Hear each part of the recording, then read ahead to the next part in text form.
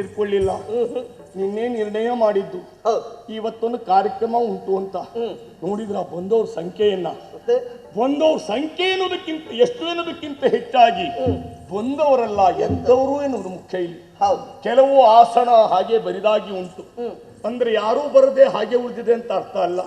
ಬರುವರೆಲ್ಲ ಮುಂಚಿತವಾಗಿ ಆಸನವನ್ನ ಕಾಯ್ದಿರಿಸಿದ್ದಾರೆ.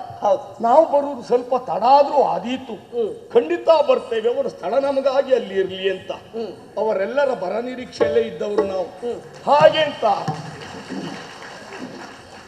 ಕಾರ್ಯಕ್ರಮ ಅವರಿಗೆ ಕೈತಪ್ಪಿ ಹೋಗ್ತದೆ ಅನ್ನುವಂತ ನಿರಾಸೆ ಬೇಡ. ಜ್ಞಾನ ಸತ್ರ ಇದೆ. ಅವರವರ ವಿಚಾರಧಾರೆಯನ್ನ ಮಂಡಿಸುವಾಗ ಎಷ್ಟು ಹೊತ್ತೂ ಕಳೆದೀತು ಅಲ್ವಾ? ಅಷ್ಟರೊಳಗೆ ಅವರು ಬಂದ್ಬಿಡ್ತಾರೆ ಅನ್ನುವಂತ ವಿಶ್ವಾಸ ನಮಗುಂಟು. ಇನ್ನೊಂದು, ಬಂದವರು ಎಂತವರು? ಸುಜ್ಞಾನಿಗಳು, ವಿಜ್ಞಾನಿಗಳು, ಮೇಧಾವಿಗಳು, ಪಂಡಿತರು, ಜಿಜ್ಞಾಸುಗಳು, ಸಪ್ತಋಷಿಗಳು, ಅಷ್ಟವಸುಗಳು, ದಶಸ್ಕಂದರು, ಏಕಾದಶ ರುದ್ರರು, ದ್ವಾದಶಾದಿತ್ಯರು, ಮುಕ್ಕೋಟಿ ದೇವತೆಗಳೆಲ್ಲ ಸೇರಿದ್ದಾರೆ. ನಿಜವಾಗಿ ಇಂಥ ಸಭೆಯಲ್ಲಿ ಒಂದು ಮಾತಾಡುವ ಅವಕಾಶ ಸಿಕ್ಕುವುದೇ ಅದು ಯೋಗ ಅಂತ ತಿಳ್ಕೊಳ್ಬೇಕು. ನನಗೆ ಅಂತಲ್ಲ, ಯಾರಿಗೆ ಇರಲಿ. ಆದ್ರೂ ನಾವು ಆಡುವ ಮಾತು ಯಾವ ವಿಷಯದ ಕುರಿತಾಗಿ? ಧರ್ಮ ಸತ್ರ, ಜ್ಞಾನ ಸತ್ರ, ಇದರ ಕುರಿತಾಗಿ ನಾವು ಸೂಕ್ಷ್ಮವಾಗಿ ಅವಲೋಕನ ಮಾಡಬೇಕು. ಮತ್ತೆ ಸಭಾಧ್ಯಕ್ಷನೆನಿಸಿಕೊಂಡವ ಕಾರ್ಯಕ್ರಮದ ಕುರಿತಾಗಿ ಎರಡು ಮಾತಾಡದೆ ಹೋದ್ರೆ ಅವನ ಸ್ಥಾನಕ್ಕೆ ಚ್ಯುತಿ ಎನ್ನುವುದು ಆಗ್ತದೆ ಅಲ್ವಾ? ಕಾರ್ಯಕ್ರಮದ ಕೊನೆಯಲ್ಲಿ ಅಧ್ಯಕ್ಷರು ಮಾತಾಡುವಂತಹದ್ದು ರೂಢಿ ಉಂಟು. ನಮ್ದು ಹಾಗಲ್ಲ. ಕಾರ್ಯಕ್ರಮದ ಉದ್ದೇಶ ಏನು ಎನ್ನುವುದನ್ನ ಪ್ರಥಮದಲ್ಲಿ ಎಲ್ಲರಿಗೂ ಗೊತ್ತಾಗುವ ಹಾಗೆ ಹೇಳೋಣ. ಆಗ್ಲಿ ದೇವ್ರೆ. ಧರ್ಮ ಎರಡು ಅಕ್ಷರ ಪದ ಇರಬಹುದು, ಆದ್ರೆ ಇದರ ಅರ್ಥವ್ಯಾಪ್ತಿ ಅನ್ನೋದು ಬಹಳ ದೊಡ್ಡದು. ಯಾವುದು ಧರ್ಮ? ಹಲವು ಅರ್ಥ ಉಂಟು ಅದಕ್ಕೆ. ಆಯಾ ಜೀವಿಯ ನೈಜವಾದಂತಹ ಸ್ವಭಾವವೇ ಧರ್ಮ ಎನಿಸಿಕೊಳ್ಳುತ್ತದೆ. ಧಾರಣಾಯೋಗ್ಯವಾದುದೇ ಧರ್ಮ. ಇನ್ನೊಂದು ಅರ್ಥದಲ್ಲಿ ನಮಗೆ ಯಾರು ಏನನ್ನ ಮಾಡಬಾರದು ಅಂತ ನಾವು ಗ್ರಹಿಸಿರ್ತೇವೆಯೋ ನಾವು ಮತ್ತೊಬ್ಬರಿಗೆ ಅದನ್ನು ಮಾಡಬಾರದು. ಇದು ಧರ್ಮ ಎನಿಸಿಕೊಳ್ತದೆ. ಹುಲಿಗೆ ಬೇಟೆಯಾಡುವುದೇ ಧರ್ಮ, ಕಳ್ಳನಿಗೆ ಕದಿಯುವುದೇ ಧರ್ಮ. ಅವನಂದ್ರು ಕ್ಷೇತ್ರ ವ್ಯಾಪ್ತಿಯಲ್ಲಿ ಇದು. ಹಾಗಿದ್ರೆ ಧರ್ಮದ ಮುಖ ಎನ್ನುವುದು ವಿಭಿನ್ನತೆಯನ್ನು ತಳೆದಿದೆ ಅಂತಾದ್ರೆ ಯಾವುದನ್ನ ಅನುಸರಿಸಬೇಕು? ಇದು ಒಂದು ಸೂಕ್ಷ್ಮ ವಿಚಾರವಾಗಿರ್ತದೆ. ಈ ಪ್ರಪಂಚದ ವಿಚಿತ್ರವನ್ನ ನೋಡಿದ ನೀನು. ಕ್ರಿಮಿಯನ್ನ ತಿಂದು ಕೀಟ ಬರುತ್ತದೆ, ಕೀಟವನ್ನ ತಿಂದು ಕಪ್ಪೆ ಬರುತ್ತದೆ, ಕಪ್ಪೆಯನ್ನ ತಿಂದು ಹಾವು ಬರುತ್ತದೆ, ಹಾವನ್ನ ತಿಂದು ಹದ್ದು ಬರುತ್ತದೆ, ಹದ್ದನ್ನು ಹೊಡೆದು ತಿಂದು ಬೇಟೆಗಾರ ಬರುತ್ತಾನೆ. ಹಾಗಿದ್ದರೆ ಪ್ರಾಣಿ ಹಿಂಸೆ, ಒಂದು ಜೀವಿಯನ್ನ ಕೊಲ್ಲುವುದು, ಅತಿಕ್ರಮಿಸುವುದು ಪಾಪ ಅಲ್ವದು? ಅಧರ್ಮ ಅಲ್ವ? ಹಾಗಿದ್ರೆ ಒಂದು ಜೀವಿ ಬದುಕುಳಿಯಬೇಕು ಅಂತಾದ್ರೆ ಮತ್ತೊಂದು ಜೀವಿಯ ಅವಲಂಬನೆ ಇದೆ ಅಂತ ಆಯ್ತಲ್ಲ. ಈ ಪ್ರಪಂಚದಲ್ಲಿ ಒಂದು ಜೀವಿಯ ಅಸ್ತಿತ್ವ ಎನ್ನುವುದು ಮತ್ತೊಂದು ಜೀವಿಯ ಬದುಕನ್ನ ಆಧರಿಸಿ ನಿಂತಿದೆ. ಇದು ಧರ್ಮ ಎನಿಸಿಕೊಂಡಿದೆ. ಇದು ನಾವು ತಿಳಿದ ಸತ್ಯ. ಹಾಗಿದ್ರೆ ಎಲ್ಲಾ ಕಾಲಕ್ಕೂ ಧರ್ಮ ಎನ್ನುವುದನ್ನ ಒಂದೇ ದಾರಿಯಲ್ಲಿ ನಾವು ಅತಿಕ್ರಮಿಸಲಿಕ್ಕೆ ಸಾಧ್ಯ ಇಲ್ಲ. ಸಂದರ್ಭ ಯಾವುದು, ವ್ಯಕ್ತಿ ಯಾರು, ಕಾಲ ಯಾವುದು, ಪಾತ್ರತೆ ಯಾವುದು, ಇದನ್ನೆಲ್ಲ ಯೋಚಿಸಿ ವ್ಯವಹರಿಸಬೇಕು. ಇದಕ್ಕೆ ಇಲ್ಲಿ ಸೇರಿದಂತಹ ಮೇಧಾವಿಗಳೆಲ್ಲ ತಮ್ಮ ತಮ್ಮ ವಿಚಾರಧಾರೆಯನ್ನ ಮಂಡಿಸುವುದಕ್ಕಾಗಿ ಮುಕ್ತವಾದಂತಹ ಅವಕಾಶವನ್ನ ಸಭೆಯಲ್ಲಿ ಕಲ್ಪಿಸಿಕೊಡೋಣ. ಅದಕ್ಕಾಗಿ ನಾವು ಕಾಯ್ತಾ ಇರೋಣ. ಬನ್ನಿ.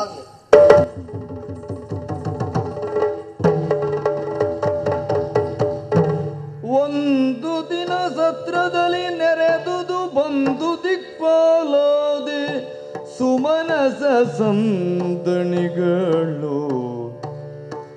ಬಂದು ದಿಕ್ಪಾಲೋದಿ ಸುಮನಸ ಸಂದಣಿಗಳು ಒಪ್ಪಿರುವ ಸಭೆಗೋ ದಕ್ಷಿಣ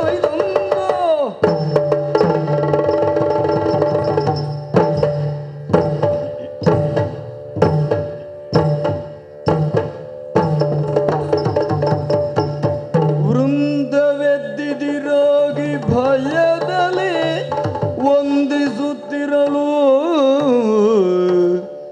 ವೃಂದವಿದ್ದಿದಿರಾಗಿ ಭಯದಲ್ಲಿ ವಂದಿಸುತ್ತಿರಲು.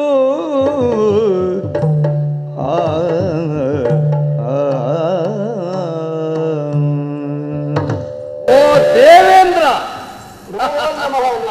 ಶುಭವಾಗಲಿ. ಕುಳಿತುಕೋ. ಕುಳಿತುಕೊಳ್ಳಿ.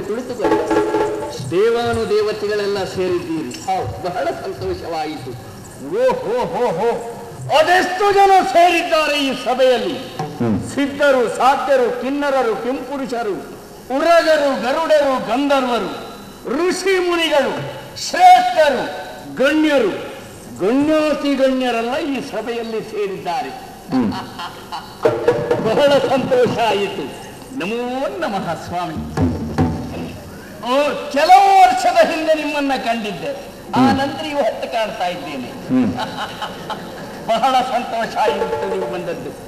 ನಮೋ ನಮಃ. ನಮಸ್ಕಾರ ಸ್ವಾಮಿ. ನಿಜವಾಗಿಯೂ ನಿಮ್ಮನ್ನ ನೋಡುವುದು ನಮಗೆ ಭಾಗ್ಯ ಇದೆ. ಅದಲ್ಲದಿದ್ದರೆ ಈ ಹೊತ್ತು ನಿಮ್ಮ ನಿರೀಕ್ಷೆ ನಾನು ಮಾಡಲಿಲ್ಲ. ನೀವು ಬಂದಿರುವುದು ನನಗೊಬ್ಬನಿಗಲ್ಲ, ಈ ಸಭೆಗೆಲ್ಲ ಬಹಳ ಸಂತೋಷವನ್ನ ಕೊಟ್ಟಿದೆ. ನಮೋ ನಮಃ. ನೀವು ಗಡಿಬಿಡಿ ಮಾಡುವ ಅಗತ್ಯ ಇಲ್ಲ. ಅವಸರದಲ್ಲಿ ಬಂದು ಕುಳಿತು ನನ್ನನ್ನು ಸತ್ಕರಿಸಬೇಕು, ಕುಳಿತರಿಂದ ನಿಂತು ಸ್ವಾಗತಿಸಬೇಕೆಂಬ ಆಶಯ ಏನಿಲ್ಲ. ನೀವು ಮುಖದಲ್ಲಿ ಒಮ್ಮೆ ನಗಾಡಿದ್ರೆ ಸಾಕು. ಅರ್ಥ ಆಯಿತು ಸ್ವಾಮಿ. ನೀವು ಎದ್ದು ನಿಂತು ನನ್ನನ್ನು ಗೌರವಿಸಬೇಕಂತಿಲ್ಲ. ನಿಮ್ಮ ಗೌರವ ಸೂಚಕ ನನಗೆ ಅರ್ಥ ಆಗುತ್ತಾ ಇದೆ. ಇದು ಕೇವಲ ನನ್ನಪ್ಪನ ಮೇಲಿನ ಅಭಿಮಾನ ಅಲ್ಲ, ನಮ್ಮ ವಂಶದ ಮೇಲಿರುವಂತಹ ಅಭಿಮಾನ. ಅರ್ಥ ಆಗ್ತಾ ಇದೆ. ನಮೋ ನಮಃ. ನೀವು ನಿಮ್ಮ ಕೆಲಸ ಇಷ್ಟು ಒಳ್ಳೆ ರೀತಿಯಲ್ಲಿ ಮಾಡ್ತಿರುವುದು ಸಂತೋಷವೇ. ಕುಳಿತುಕೊಳ್ಳಿ, ಕುಳಿತುಕೊಳ್ಳಿ. ವಂದಿಸುತ್ತಿರಲು ಈಶನೇಳದೆ ಚಂದದಿಂ ಕುಳಿತಿರಲು, ಈಶನೇಳದೆ ಚಂದದಿಂ ಕುಳಿತಿರಲು ಕಂಡ ದಕ್ಷ ಕತಿಗೊಂಡ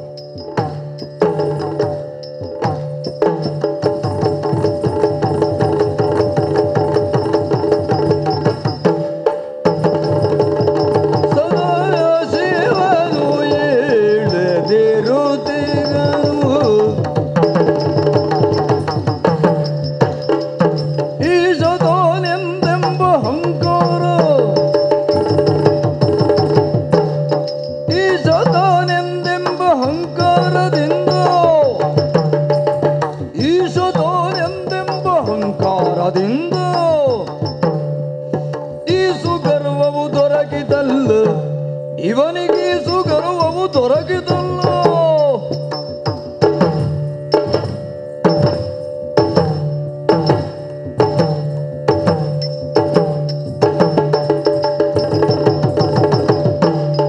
ಈಶದನೆಂದೆಂಬ ಅಹಂಕಾರದಿಂದಿವನಿಗೆ ಸುಗರ್ವವು ದೊರಕಿತಲ್ಲ.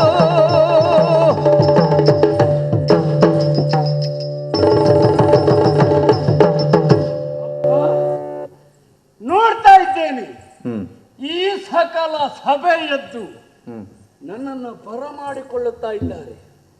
ದಕ್ಷ ಪ್ರಜಾಪತಿಗಳಿಗೆ ಸ್ವಾಗತ ಅಂತ ಹೇಳ್ತಾ ಇದ್ದಾರೆ. ದೇವತೆಗಳೆಲ್ಲ ಎದ್ದು ನಿಂತು ನನ್ನನ್ನು ವಂದಿಸಿ ಬರಮಾಡಿಕೊಳ್ತಾ ಇದ್ದಾರೆ.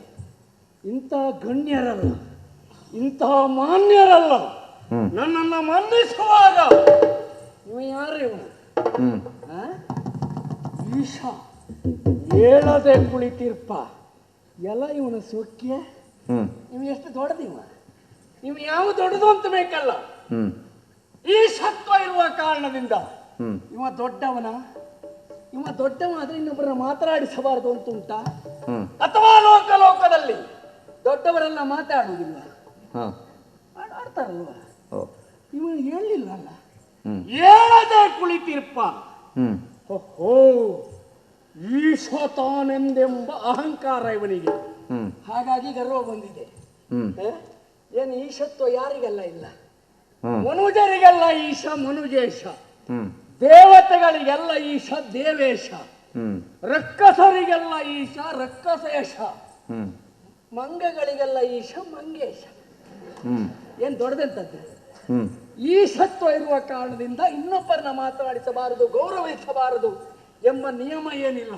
ಹ್ಮ್ ಈ ಈಶ ಹೇಳದೆ ಕುಳಿತಿರ್ಪ. ಹ್ಮ್ ಎಲ ಎಲ ಎಲ. ಹಾ ಓಹೋ,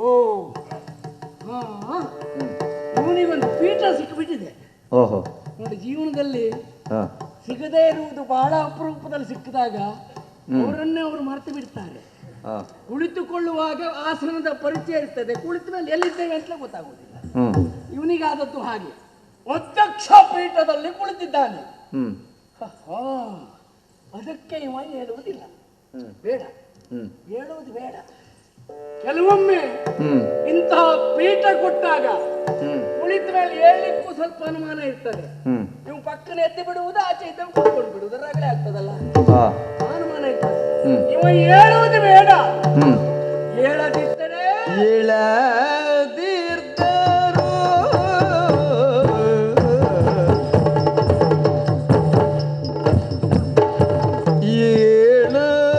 ಏಳದಿದ್ದರು ಮಾತಿನಿಂದು ಜಿತ ವಚನಗಳ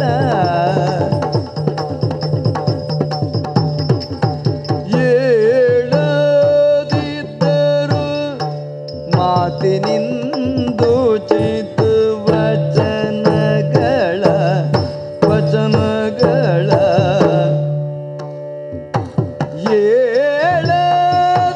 ಏಳದಿದ್ದರು ಮಾತಿನಿಂದು ಚಿತ ವಚನಗಳ ಪೇಳಿ ತನ್ನುವನು ಮನ್ನಿಸಲು ವಚನಗಳ ಪೇಳಿ ತನ್ನುವನು ಮನ್ನಿಸಲು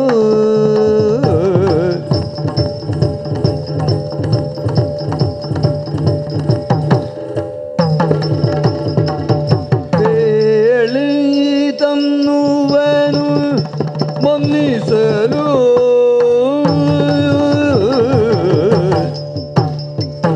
ನಾಲಿಗೆಗೆ ಬಂದ ಕುಂದೇನು ನಾಲಿಗೆಗೆ ಬಂದ ಕುಂದೇನು ಬಂದ ಕುಂದೇನು ಬಂದ ಕುಂದೇನು ಶ್ರೇಷ್ಠತ್ವಕ್ಕೆ ಕೂಳನಿಗೆ ಬಂದ ಕುಂದೇನು ಕೂಳನಿಗೆ ಬಂದ ಕುಂದೇನು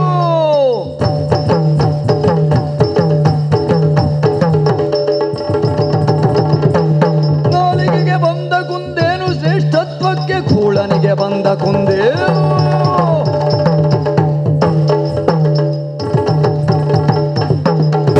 ಹೇಳಲಿಕ್ಕಾಗುವುದಿಲ್ಲ, ಹ್ಮ್ ಬೇಸರ ಇಲ್ಲ.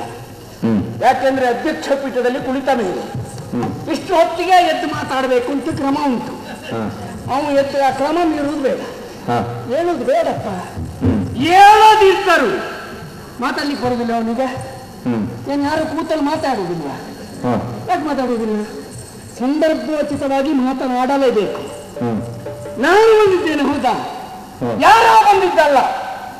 ನನ್ನ ಬರವನ್ನ ಕಂಡು ಹೋ ದಕ್ಷ ಪ್ರಜಾಪತಿಗಳು ಈಗ ಬಂದಿದೆ, ಹ್ಮ್ ಕುಳಿತುಕೊಳ್ಳಿ, ಇಷ್ಟು ಹೇಳಿದ್ರೆ ಸಾಕು. ಮತ್ತವು ಏನು ಮಾಡೋದು ಬೇಡ. ಒಂದು ಮಾತಾಡಿದ್ರೆ ಹಾ ಅದಕ್ಕೇನು ತಗೊಳ್ಬೇಕಾದ್ದಿಲ್ಲ, ಕೊಡಬೇಕಾದ್ದಿಲ್ಲ. ಉಚಿತ ವಚನಗಳು ಹ್ಮ್ ಯಾವ ಅರ್ಥದಲ್ಲಿ? ಹಾ ಕೊಡುವುದು ತಗೊಳ್ಳುವುದು ಎರಡೂ ಇಲ್ಲ, ಒಂದು. ಹ್ಮ್ ಇನ್ನೊಂದು ಧರ್ಮಕ್ಕೆ ಏನಪ್ಪ ನಾಲ್ಕು ಮಾತಾಡ್ಲಿಕ್ಕೆ, ಹ್ಮ್ ಅದು ಮಾಡಲಿಲ್ಲ. ಬೇಡ ಬಿಡಿ. ಯಾಕೆಂದ್ರೆ ಸಭೆಯಲ್ಲಿ ಅಧ್ಯಕ್ಷರ ಮಾತು ಅಂತಲೇ ಒಂದು ನಿಗದಿತ ಸಮಯ ಉಂಟು. ಹ್ಮ್ ಅದ್ರ ಮಧ್ಯೆ ಅಧ್ಯಕ್ಷರು ಮಾತಾಡ್ಲಿಕ್ಕಿಲ್ಲ. ಹ್ಮ್ ಅಧ್ಯಕ್ಷರು ಮಾತಾಡಿದ್ರೆ ಮೊದಲು ಮಾತಾಡಿದವರಿಗೆ ಆಡುವವರಿಗೆ ತೊಂದರೆ. ಹ್ಮ್ ಅಂದ್ರೆ ಅಧ್ಯಕ್ಷರು ಮಾತಾಡದಲ್ಲಿ ಜನ ಎತ್ತು ಅಂತ ಲೆಕ್ಕ. ಮಾತಾಡುವಾಗಲ್ಲ ಬಿಡುದು ಮಾತನಾಡಲಿಕ್ಕೆ ತೊಂದರೆ ಬೇಡ. ಇವನಿಗೆ ಅಭಿನಯ ಬರುವುದಿಲ್ವ? ಇವನಿಗೆ ಕಣ್ಣಿಲ್ವ? ಎಲ್ಲರಾಗಲ್ಲ ಮುಕ್ಕಣ್ಣಿಲ್ಲ. ಒಂದು ಹೆಚ್ಚು ಉಂಟು ಇವನಿಗೆ. ಮೋಸ ಆದ್ರೆ ಇವನಿಗೆ ಒಂದು ಹೆಚ್ಚಿದ್ದದ್ದು, ಅದು ಹೆಚ್ಚಾಗಿದೆ. ಹಾಗೆ ಒಮ್ಮೆ ನನ್ನನ್ನು ನೋಡಿ ಕೈಯನ್ನು ಹೀಗೆ ಮಾಡಿದ್ರೆ ಸಾಕಿತ್ತು. ಅದು ಬೇಡ, ಇನ್ನು ಕೈ ಎತ್ತುವುದು ಬೇಡ, ಬೇರೆ ಅರ್ಥ ಕೊಡುದು ಬೇಡ ಕೈ ಎತ್ತಿ. ಅದಕ್ಕೆ ನನ್ನನ್ನು ನೋಡಿ